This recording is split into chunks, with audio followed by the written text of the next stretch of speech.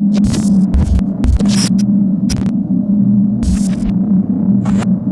to Coaches Weekly. I'm CJ Sumner here with head softball coach Sarah O'Malley Fisher. Coach, first off, congratulations.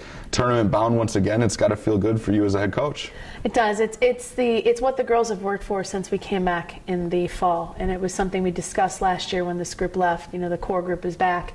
We didn't want to feel the way we felt when we were playing and looking on the outside, looking in last year.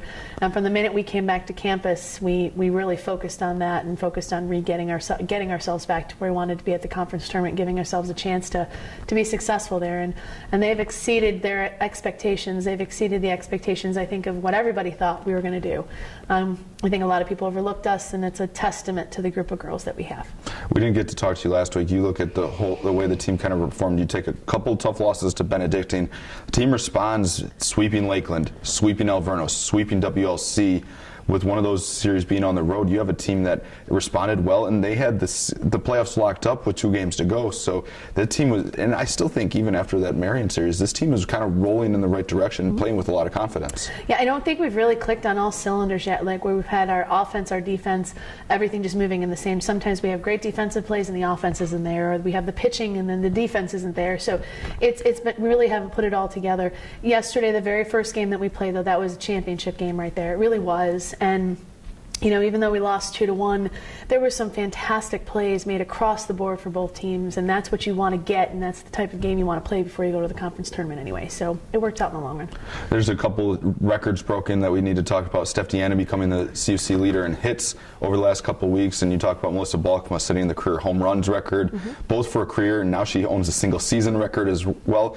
O'Malley's Masters has got to stick. We love it. The girls, you have a team that hits a lot of home runs, that takes good swings, and that's what people don't see is just as many balls that are leaving the yard. You have a team that puts the ball in play a lot and forces the opponent's hand.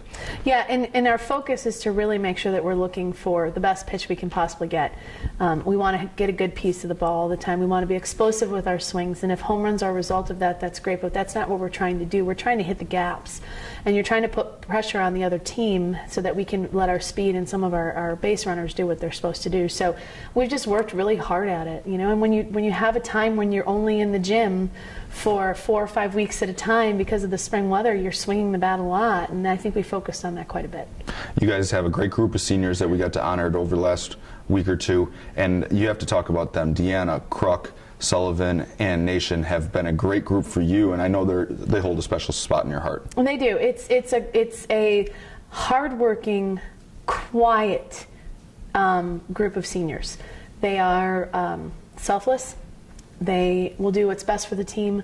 They'll sacrifice individual performances for what we need to do as a group. And to have that amongst a group of young women like that, it's not something you get all the time. It's special. And I can't say enough about them. I'm so happy that we've gotten to the conference tournament for them.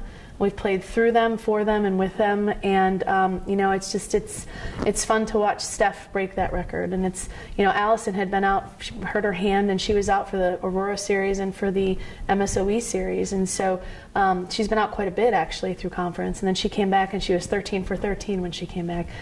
Katie Sullivan had surgery in the fall, and she's playing phenomenal at first base. And then Julianne, I can't say enough about Julianne.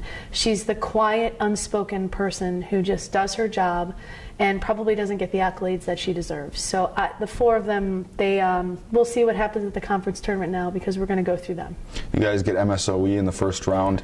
The way it sets up with double elimination, a lot of things, there's a lot of moving parts to this conference tournament. You take on a team that you guys swept in Milwaukee earlier this season, but that was a really good extra inning matchup, which we kind of expect the pitching with Merida and their pitcher Pondo. Yeah, the first game that we played against MSOE, the 1-0 game in 8 innings, it was just a fun game to be in. It was just like yesterday's game against Marion, and it was like the game against Wisconsin Lutheran, the very first game we played on Saturday. Those are that's what our sport is based on. It's not always just about generating runs. It's about, about pounding the ball. It's about really playing great defense. And in that first MSOE game, we had some fantastic plays in the outfield. Just consistent pitching by Marita. We had timely hitting when we needed it. We had great base running when we needed it, and we are going to face them again. Now the regular season conference means nothing.